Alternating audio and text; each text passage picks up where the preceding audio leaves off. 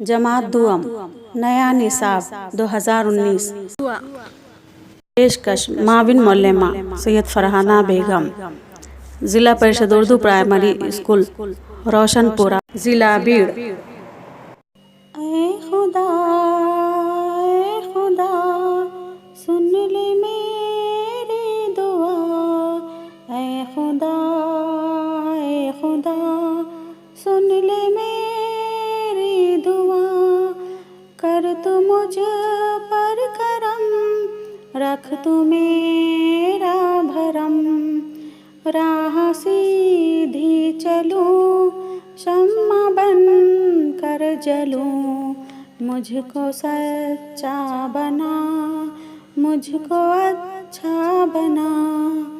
सबसे उल्फत करूं, सबकी खिदमत करूं।